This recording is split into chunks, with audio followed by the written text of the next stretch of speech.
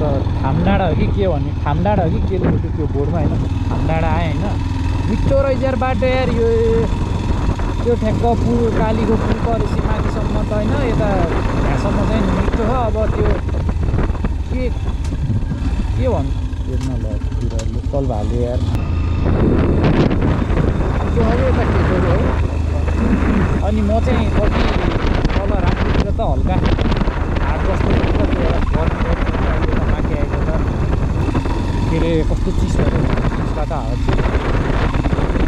जाडो हुन्छ लागि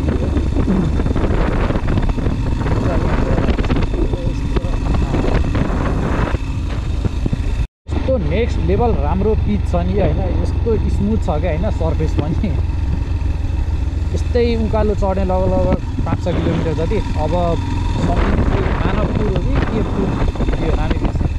त्यहाँ पुग्न 6 किलोमिटर देखाएको थियो भर्खरै त्यो बोर्डमा भीमा चाहिँ 18 किलोमिटर रे 18 होला सायद अनि त्यसपछि त पोखरा आइपुग्यो कता कता रल्लिँदै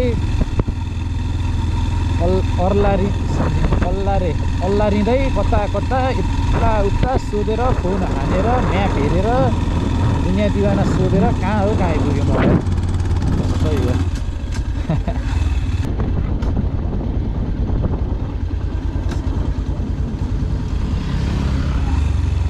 ल म चाहिँ यहाँ के अरे मानपुर भन्ने ठाउँ आइपुगेँ होइन र मानपुर भीमा जाने कताबाट हो त हो पनि लाग्छ होइन अहिले नखाने भीमातिर पुगेको बाटो कस्तो हामी कुरा हो कि भीमा चाहिँ त्यही हो त भीमा कस्तो हो नि यस्तै हो बाटो फुल अरू पिच बाटो होइन अरू कुनै घुमेर जाने भयो नि फुल यस्तै है कति किलोमिटर जति हो हो अहिले चाहिँ म त्यो माथि डाँडादेखि यता के मानवपुर समथिङ केबाट तल झरेको होइन त्यहाँसम्म त मिठो थियो बाटो अहिले त पुरै अहिलेको त्यो मानपुर हो कि के भन्ने यस्तै हो क्या अब घरि वाइल्डै बिग्रेको अफरोड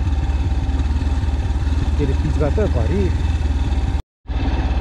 अहिलेको त्यो मानवपुर हो कि मानव डाँडादेखि चाहिँ यस्तो अफरोड भन्दा नि यो पिच भत्कियो क्या नेक्स्ट लेभल अनि धुलो पनि रहेछ क्या है